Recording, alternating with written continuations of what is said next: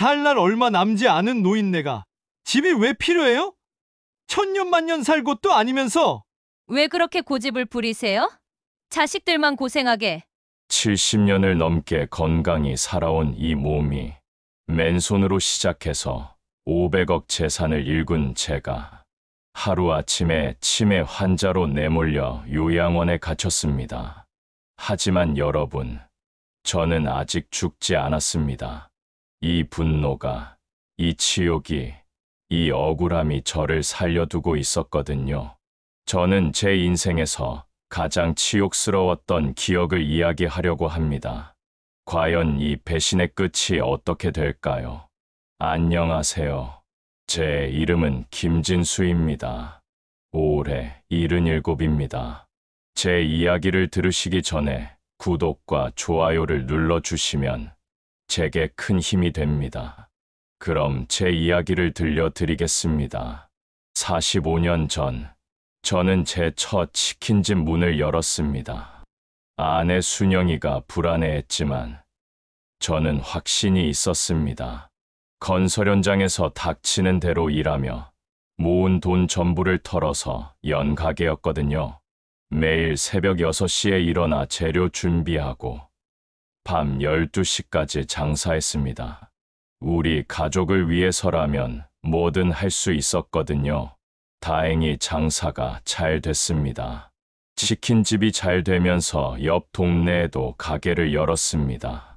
한식당도 운영하게 됐죠. 부동산 투자도 성공해 아이들이 성장했을 때에는 어느덧 저도 남부러울 것 없는 재산을 일구게 되었습니다. 강남에 마당이 딸린 2층짜리 주택도 사고 아이들 교육도 남부러울 것 없이 시켰죠. 아내와 아이들도 저를 자랑스러워하는 게 눈에 보였죠. 고등학생이 된 현수가 아버지는 정말 대단하세요. 자수성가하시고 저도 아버지처럼 될 거예요. 라고 했을 때 그 모습이 그렇게 예뻐 보일 수가 없었어요. 그때만 해도 저는 좋은 아들을 뒀다고 생각했어요. 하지만 지금 생각해보니 그때부터 현수는 제 재산에 관심이 많았던 것 같습니다. 아버지 가게들 수익이 얼마나 나와요? 아버지 부동산 몇 채나 가지고 계세요? 당시에는 아들이 아버지 사업에 관심을 갖는구나 생각했는데 지금 돌이켜보면 재산 규모를 파악하려는 것이었던 거죠. 현수가 결혼할 때도 그랬습니다. 아버지, 어머니, 앞으로 가족으로 잘 부탁드립니다. 며느리도 그렇게 다정하게 말하더군요. 하지만 결혼 전 현수가 며느리에게 한 말을 지금도 기억합니다. 우리 아버지 꽤 부자야. 아무것도 걱정하지 마. 어쩌면 그때부터 현수는 제 돈을 당연한 것처럼 여기고 있었던 것 같습니다. 현수가 사업을 시작하고 몇 년 후였습니다. 아버지, 세무사가 그러는데 미리 증여받는 게 세금도 절약하고 좋대요. 저는 거절했습니다. 현수가 제 힘으로 자리 잡기를 바랐거든요. 아버지, 세금이 얼마나 많이 나오는지 아세요? 미리미리 준비하지 않으면. 며느리도 한술 더 떴습니다. 아버님, 요즘 증여세가 정말 많이 올랐어요. 지금 안 하시면 나중에 후회하실 거예요. 하루는 현수가 이런 제안을 했습니다. 아버지, 어머니도 나이가 드시면 누군가 돌볼 사람이 필요하잖아요. 저희가 이 집에 들어와서 살면 어떨까요? 그때 현수는 정말 다정했습니다. 매일같이 안부 전화를 하고 주말마다 찾아와서 안마도 해주고요. 아버지 어깨 아프시죠? 제가 안마해 드릴게요. 며느리도 어머니, 여기 제가 청소할게요. 어머님 좀 쉬세요. 라며 다정히 말하곤 했죠. 하지만 지금 생각해보면 그들의 친절에는 계산이 있었습니다. 아이들의 정성에 끝내 저도 밀렸습니다. 이 집에 들어와 살겠다면 좋다. 그럼 대신 계약서를 한 장 써라. 네? 계약서요? 현수가 놀라서 되물었습니다. 난 평생 장사꾼으로 살아왔다. 아들이라고 해서 예외는 없다. 그렇게 공증인 사무실에서 계약서를 작성했습니다. 딸 민정이에게 상속할 재산만 남겨두고 제 500억에 가까운 재산 중 이 집과 재산 70%를 현수에게 상속한다는 내용이었죠. 대신 현수는 평생 부모와 동거하며 부양의 의무를 다할 것을 조항으로 넣은 조건부 증여 계약이었죠. 그런데 지금 생각해보니 계약서를 작성할 때 현수의 표정이 이상했습니다. 계약 조건을 들을 때는 시큰둥했는데 상속받을 재산 목록을 볼 때는 눈이 번쩍 뜨이더군요. 아버지, 걱정 마세요. 계약서가 없어도 아버지와 어머니를 평생 편히 모실 거예요. 그 말을 믿었습니다. 제 아들이니까, 그렇게 다정한 아들이니까 믿었습니다. 그런데 문제는 얼마 후 제 아내 순영이에게 암이 발견되면서부터였습니다. 여보, 위암 말기래요. 순영이가 떨리는 목소리로 말했을 때 세상이 무너지는 것 같았습니다. 항암 치료가 시작되면서 집안 분위기가 조금씩 변하기 시작했습니다. 어머니, 또 토하셨네요. 며느리가 짜증스러운 표정으로 말했죠. 상속받기 전에는 어머님, 편찮으시면 제가 보살펴 드릴게요. 라고 하더니 막상 병이 나자 저도 일이 있는데 라며 회피하더군요. 견수도 달라졌습니다. 아버지, 요즘 회사 일이 너무 바빠서요. 그런데 이상한 건 현수가 바쁘다고 하는 날에도 현수가 친구들과 골프를 치거나 술 마시는 걸 제 친구들이 봤다는 겁니다. 순영이의 간호와 병원 통원은 저와 제가 고용한 간호인이 도맡아 하게 되었습니다. 딸 민정이는 부산에서 일하면서도 주말마다 올라와서 어머니를 돌봤는데 정작 함께 사는 현수와 며느리는 모르는 척이었죠. 순영이가 마지막 숨을 거두기 전날 밤 저에게 말했습니다. 여보, 일기자. 잘 간직해 줘요. 일기를 왜? 그냥 남기고 싶은 말들이 있어요.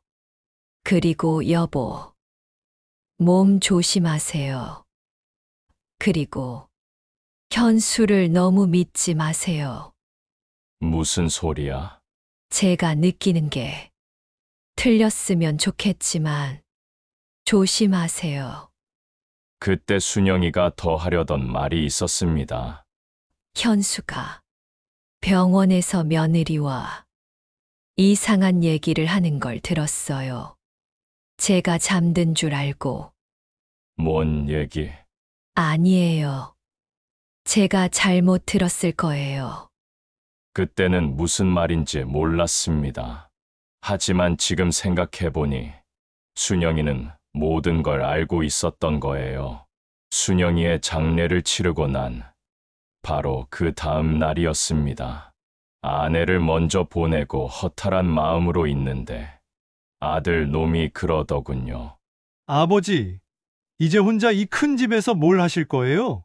현수의 말투가 완전히 달라져 있었어요. 예전처럼 다정한 목소리가 아니었습니다. 뭘 하긴 그냥 살지. 하지만 어머니도 돌아가셨는데 현실적으로 생각해봐야죠. 며느리도 한술 거들었습니다.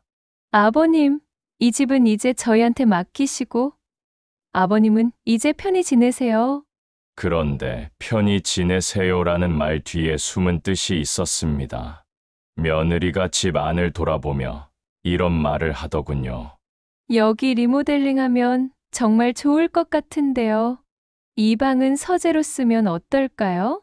마치 이미 자신들 집인 양 계획을 세우고 있었던 거죠. 그리고 일주일도 안 되어서부터 본격적인 치매 조작이 시작됐습니다. 가스를 끈 걸 분명히 기억하는데 며느리가 또 끄는 걸 깜빡하셨네요. 하더군요. 나중에 보니 며느리가 일부러 다시 켜놓은 것 같았습니다. 아버님, 어제는 저한테 같은 질문을 5번이나 하셨어요. 저는 그런 기억이 전혀 없었습니다. 더 교묘한 건 현수가 미리 준비한 듯한 말들이었습니다. 아버지, 치매는 일찍 발견해서 치료받으면 좋아진다고 해요. 아버지, 치매 환자들은 본인이 치매라는 걸 인정하지 않는다고 하더라고요. 마치 어디서 미리 공부해온 것 같았습니다. 바로 다음 날이었어요. 모처럼 며느리가 차려준 밥을 먹고 나서 복통이 계속되었어요. 그날 오후, 현수가 병원에 가자며 저를 병원에 데려갔죠. 김현수 씨 아버지시죠? 아드님께서 아버님이 치매 증상을 보이신다고 했는데요. 의사가 말하더군요. 내과가 아니었어요. 그런데 이상한 건 현수가 의사와 너무 친밀해 보였다는 겁니다. 선생님, 제가 전화로 말씀드린 대로 네, 알겠습니다. 미리 준비해뒀습니다. 검사를 받는 동안 현수가 의사와 따로 대화하는 걸 봤습니다. 그리고 뭔가 봉투 같은 걸 건네더군요. 검사 결과상 인지장애 소견이 있습니다. 뭐라고요? 저는 멀쩡합니다. 치매 환자분들이 생활하기 편한 요양원을 소개시켜 드리겠습니다. 그 순간 깨달았습니다. 아들이 의사까지 매수해서 저를 치매 환자로 만들려 한다는 걸 말입니다. 며느리가 대놓고 본색을 드러냈습니다. 아버님, 좋은 요양원 알아봤어요. 거기서 전문가의 치료를 받으시면 많이 좋아지실 거예요. 나는 내 집에서 살 거야. 계약서에도 그렇게 되어 있어. 그때 현수가 차갑게 말했습니다. 상황이 바뀐 거 아세요? 어머니도 돌아가셨고, 그리고 결정적인 순간이 왔습니다. 현수가 버럭 소리를 지르며 말했습니다. 살 날도 얼마 안 남은 노인네가 집이 왜 필요해요? 천년만년 살 것도 아니면서. 아버지, 이젠 요양원에서 편히 쉬세요. 아버님, 왜 그렇게 고집을 부리세요? 자식들만 고생하게. 그 순간 모든 가면이 벗겨졌습니다. 일평생 일궈온 제 삶이 흘린 땀과 눈물이 한순간에 무너지는 기분이었어요. 저는 그렇게 요양원으로 보내졌습니다. 요양원 직원들도 저를 치매 환자 취급했습니다. 할아버지, 약 드실 시간이에요. 저는 치매가 아닙니다. 네네. 그래도 약은 드셔야죠.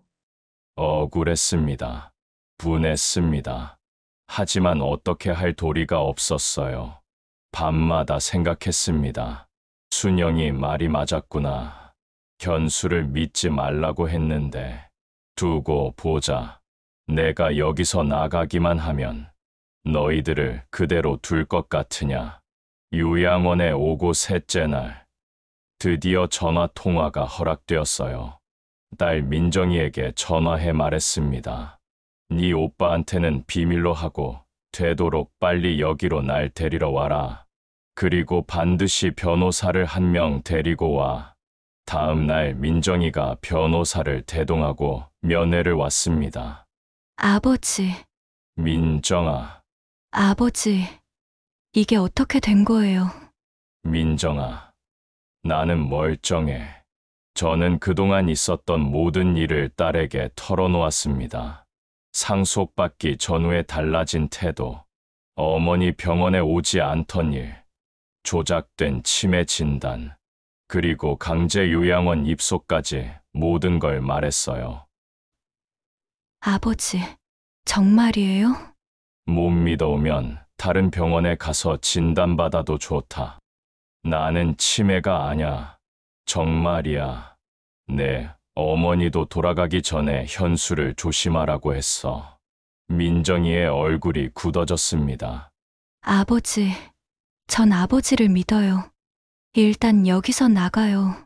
전 그렇게 딸의 도움으로 요양원을 나갈 수 있었습니다. 아버지, 집을 돌려받으려면 증거가 있어야 해요. 오빠랑 맞서려면 확실한 증거가 있어야 한다고요. 민정이가 말했습니다. 조건부 증여 계약서가 있다. 공증까지 해놨어. 변호사가 말하더군요. 선생님, 정말 잘하셨습니다.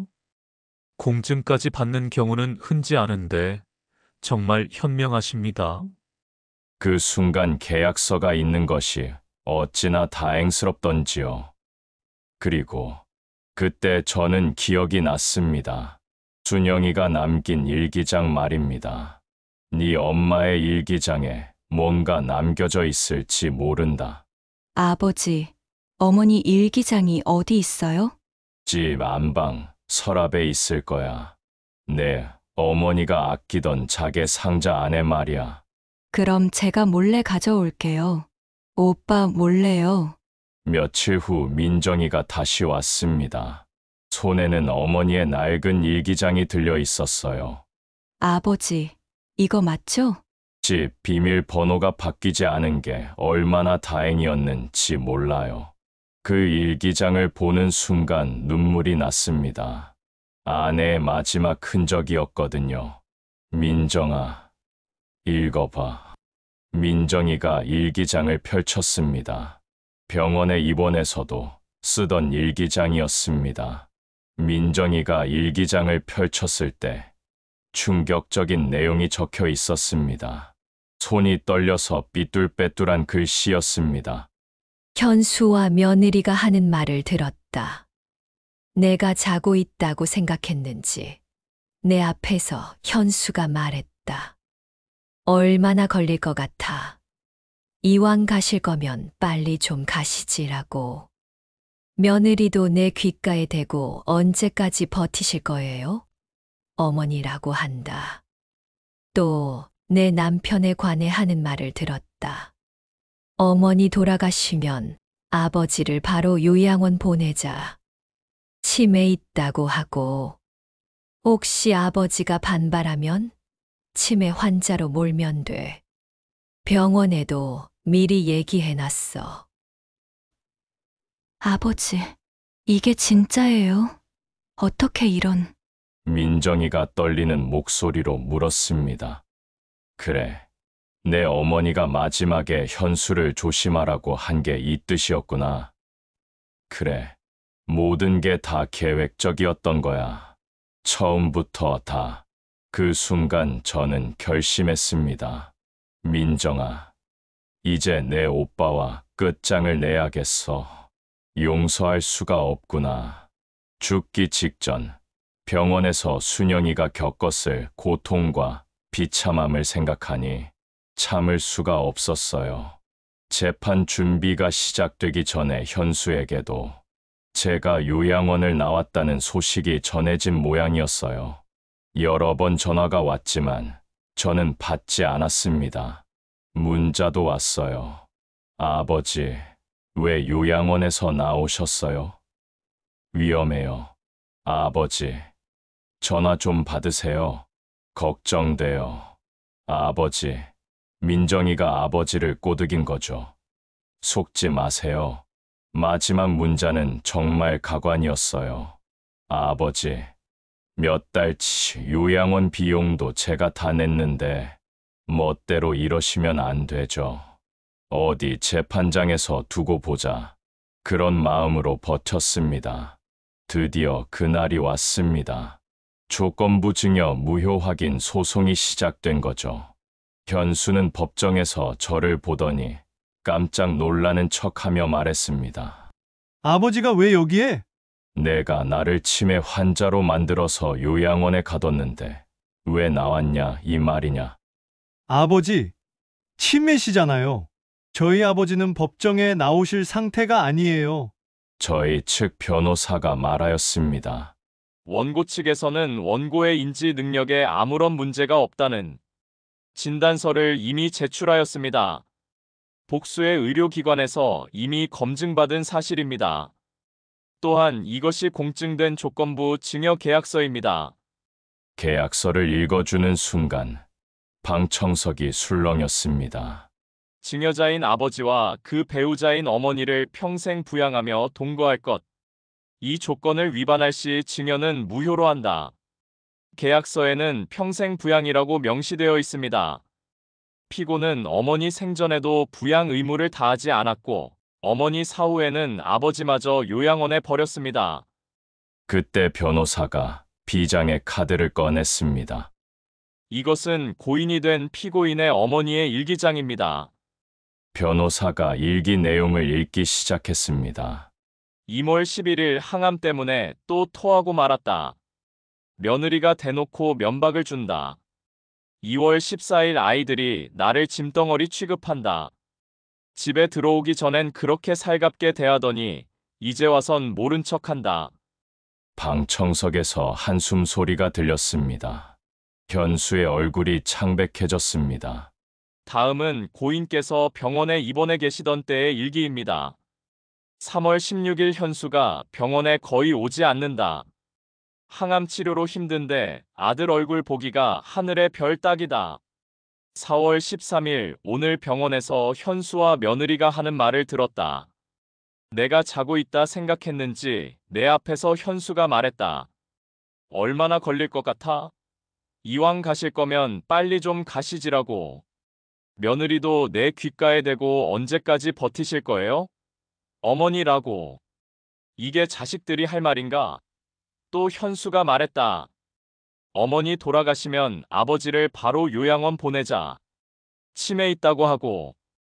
혹시 아버님이 반발하시면? 치매 환자로 몰면 돼. 병원에도 미리 얘기해놨어. 이 모든 게 꿈이라 믿고 싶지만 만약 내가 죽고 나서 정말로 이런 일이 벌어진다면 이 일기가 증거가 되었으면 좋겠다. 판사의 얼굴이 굳어지고 방청석이 술렁였습니다. 어떻게 친자식이 저럴 수가 있어? 며느리도 저게 사람이야? 판사가 현수에게 물었습니다. 피고인, 이 일기 내용이 사실입니까?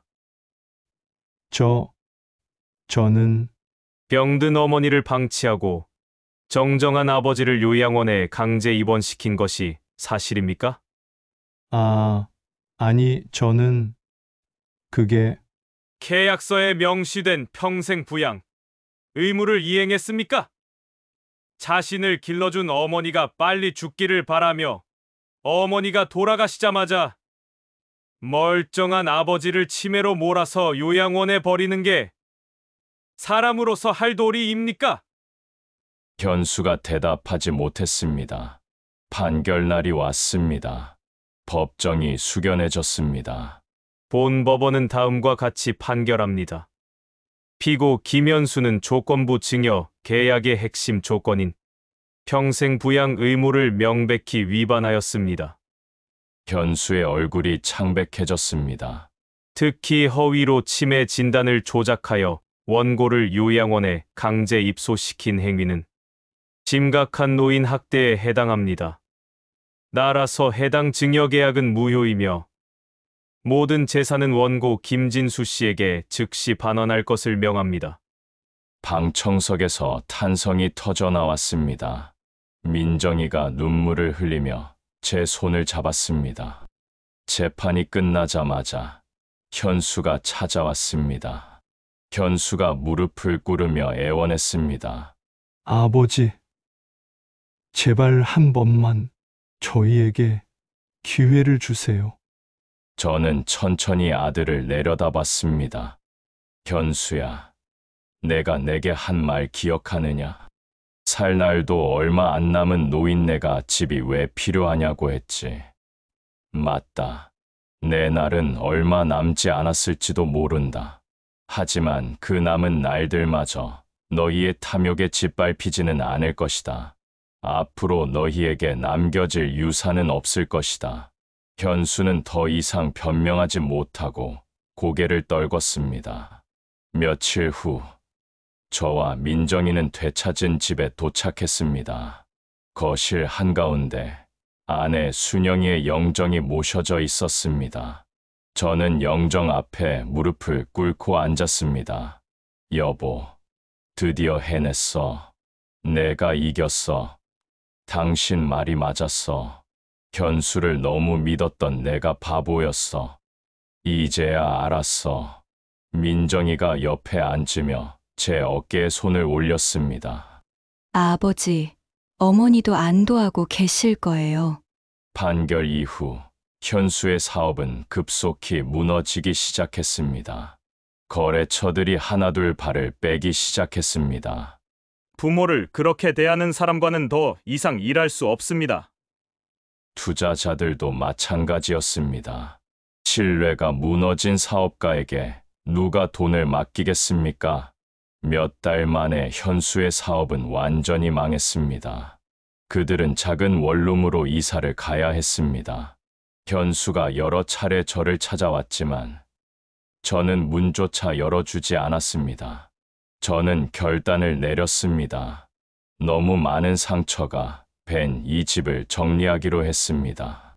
민정아, 이 집을 팔자. 새로운 곳에서 새 출발하는 게 좋겠구나. 아버지, 어머니와의 추억이 많은 집인데요. 추억은 마음속에 있는 것이야. 집은 그저 건물일 뿐이지. 이번 일을 겪으며 저는 심경의 변화를 겪었습니다. 지금까지 앞만 바라보고 살아온 인생이었는데 모든 게 부질없이 느껴지더군요. 변호사 사무실에서 저는 새로운 유언장을 작성했습니다. 현수는 상속에서 완전히 제외하고 재산의 일부는 노인 학대 피해자들을 돕는 기금으로 써주시기 바랍니다. 현명한 결정이십니다. 공정한 법의 보호를 받지 못하는 노인분들에게 큰 도움이 될 것입니다. 몇 달 후, 조용한 주택가의 작은 집에서 저는 민정이와 함께 작은 텃밭을 가꾸고 있었습니다. 상추와 고추, 토마토가 싱싱하게 자라고 있었습니다. 민정이는 아버지가 걱정된다며 서울로 이직하여 올라왔지요. 그리고 주말마다 찾아와 함께 텃밭을 가꾸고 있죠. 아버지, 요즘 표정이 많이 밝아지셨어요. 그럴 만하지. 내 삶을 되찾았으니까 해가 저물어 갔습니다. 저는 작은 평상에 앉아 차를 마시며 하늘을 바라봤습니다. 복수란 단순히 상대를 무너뜨리는 것이 아니었습니다. 빼앗겼던 존엄을 되찾고 다시 일어서는 길이었어요. 남은 생을 아들에 대한 원망과 미련 속에 살고 싶지는 않았어요. 물질적인 풍요도 다 부질없다 여겨지더군요. 저는 앞으로의 제 삶을 어떻게 살아갈지 다시 생각해 보았습니다. 남은 삶은 물질적 여유가 아닌 마음의 여유를 추구하며 살기로 다짐했어요.